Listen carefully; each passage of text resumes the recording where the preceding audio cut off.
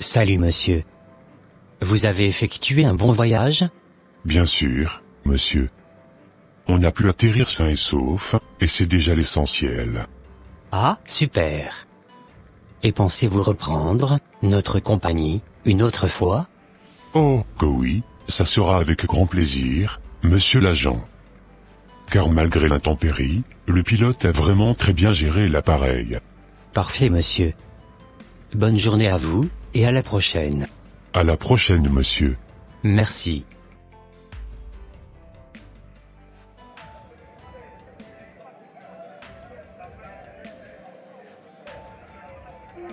Oh merci infiniment Seigneur pour tous tes bienfaits.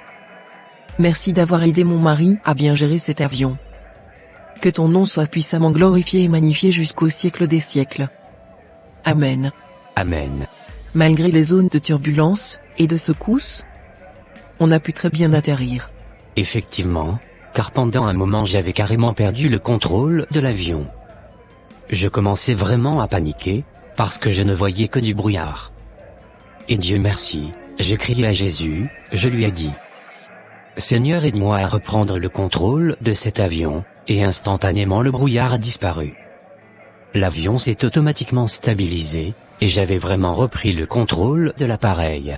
Je me suis promis qu'à destination, que j'allais véritablement donner ma vie au Seigneur Jésus-Christ.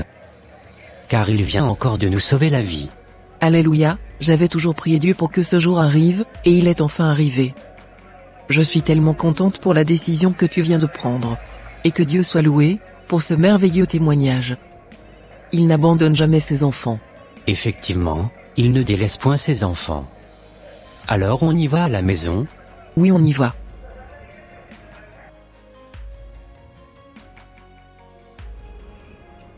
Si je t'ai fait venir ici, c'est pour te dire que, je ne souhaiterais plus, aller loin avec toi.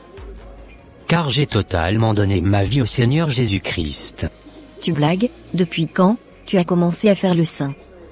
Mais pourtant, ça ne t'avait jamais dérangé de m'avoir comme ta maîtresse? Oui je sais, mais depuis ce qui m'est arrivé la semaine dernière, j'ai vraiment décidé de ranger ma vie et de ne plus avoir de maîtresse. Je suis vraiment désolé de te l'annoncer. J'aime ma femme, et je ne souhaiterais vraiment plus avoir de maîtresse. Parfait, ça marche. J'espère juste que tu ne vas pas le regretter plus tard. Oh, non, sister. Je t'exhorte même à arrêter cette vie de débauche, et à accepter Jésus-Christ comme Seigneur et Sauveur personnel dans ta vie. Waouh! Je suis vraiment choquée. Tu as complètement changé. Moi je m'en vais. Occupe-toi bien de ta femme, et ne m'appelle plus jamais. Bye. Bon courage pour la suite. Bye.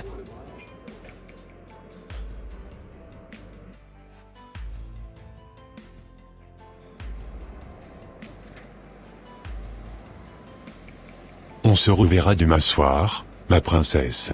Ok, ça marche. S'il te plaît, ne m'appelle pas. C'est moi qui vais te faire signe. Il n'y a pas de problème. À plus, ma maîtresse. À plus. Oh, Mélissa? C'est pas toi que j'ai croisé tout à l'heure dans une voiture, avec un monsieur? Oui, c'était bien moi. Tu n'es plus ensemble avec ton mari ou quoi? Oui, je suis toujours ensemble avec mon mari. Ah oui? Et, est-il au courant que tu sors avec ce monsieur? Non, il est pas du tout au courant. Et s'il te plaît, ne le dis à personne, sinon mon mariage sera foutu. J'y crois pas. Tu as même carrément changé de look. Du coup, si je comprends bien, c'est à l'église que tu viens montrer à tout le monde que tu es une chrétienne, en t'habillant d'une manière décente.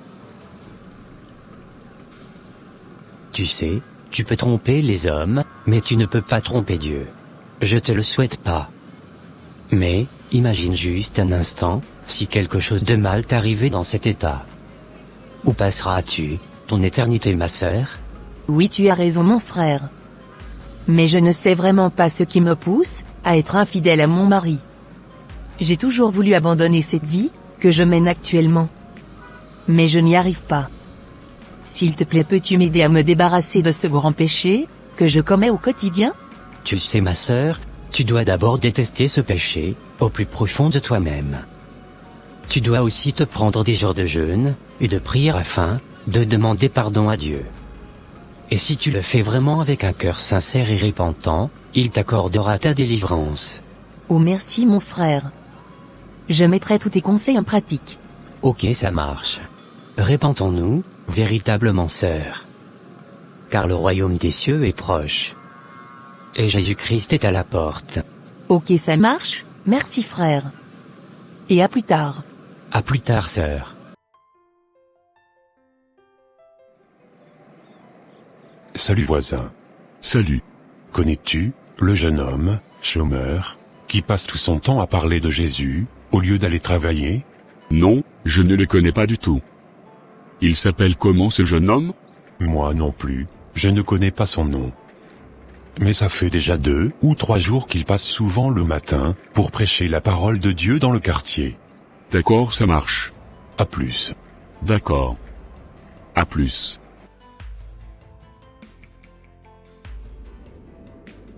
Je vous le dis en vérité. Repentez-vous donc, et convertissez-vous, pour que vos péchés soient effacés, afin que des temps de rafraîchissement viennent de la part du Seigneur. Le Seigneur ne tarde pas dans l'accomplissement de la promesse, comme quelques-uns le croient, mais il use de patience envers vous, ne voulant pas qu'aucun périsse, mais voulant que tous arrivent à la repentance. Approchez-vous de Dieu, et il s'approchera de vous. Nettoyez vos mains, pécheurs, et purifiez vos cœurs, vous dont l'âme est partagée.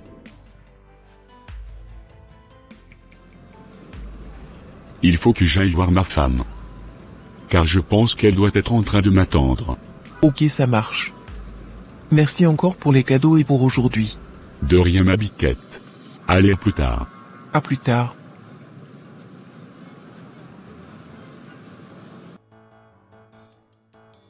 Bonsoir monsieur. Asseyez-vous. Ça faisait déjà un moment que je ne vous ai pas vu à l'assemblée. Bonsoir, et oui c'est bien moi. C'est parce que je n'ai plus beaucoup de temps en ce moment. C'est pour cela que vous ne me voyez plus souvent. Ok, ça marche. J'avais même rencontré votre femme, tout à l'heure. Ah oui. Vous l'avez rencontrée où, ma femme? Juste avant d'arriver ici. Ah d'accord, ok. Je pense qu'elle doit être en train de m'attendre. Ok, ça marche. Mais ce n'est pas votre femme, que j'ai vue à côté de vous tout à l'heure. Mais non, ce n'est pas elle. N'oubliez pas que, la Bible nous dit dans Apocalypse 22, versets 14 à 15, « Heureux, ceux qui lavent leurs robes, afin d'avoir droit à l'arbre de vie, et d'entrer par les portes dans la ville. Dehors les chiens, les enchanteurs, les impudiques, les meurtriers, les idolâtres, et quiconque aime et pratique le mensonge. » Tu ne peux rien m'apprendre dans la Bible. Car j'ai étudié la Bible, je connais les versets par cœur.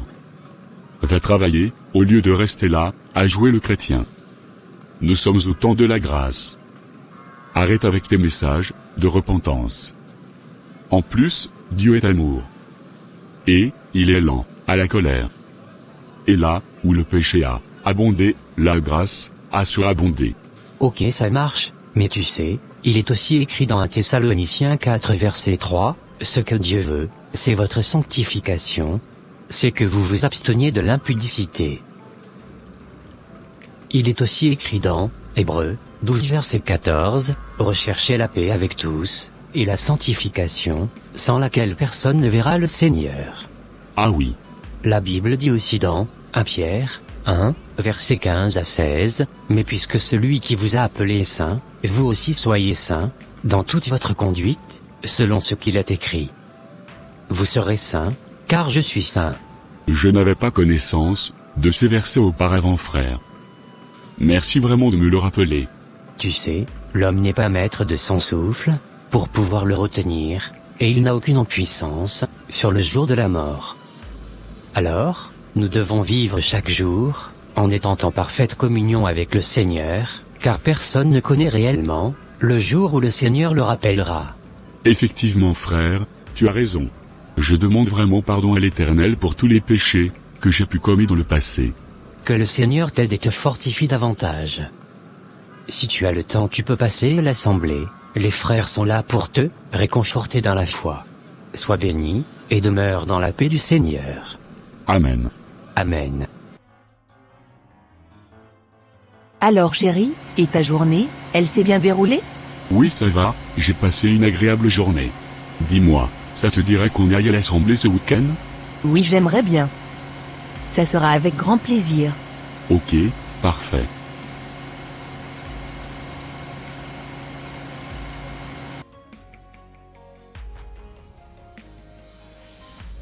Waouh.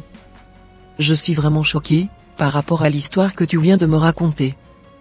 Peux-tu me dire le nom de ceux qui ont fait cela dans l'assemblée? Non, je ne pourrai pas te le dire. Car c'est vraiment confidentiel. Ah ok, je vois. Que le Seigneur fortifie ce couple, et les délivre totalement, de ce grand péché, qui détruit la quasi-totalité, des couples chrétiens, aujourd'hui. Amen. Amen. Et voilà mes frères et sœurs, ça sera tout pour cette vidéo. Si cette vidéo vous a plu, n'hésitez pas de mettre un j'aime, de la commenter, et de la partager à votre entourage, afin qu'une seule âme soit sauvée, et restaurée. Et s'il vous plaît, n'oubliez pas de vous abonner à la chaîne, Les Ateliers d'André, pour ne rater aucune de nos prochaines vidéos. Que Dieu vous bénisse et vous protège. Votre sœur Pélagie. Et votre frère André.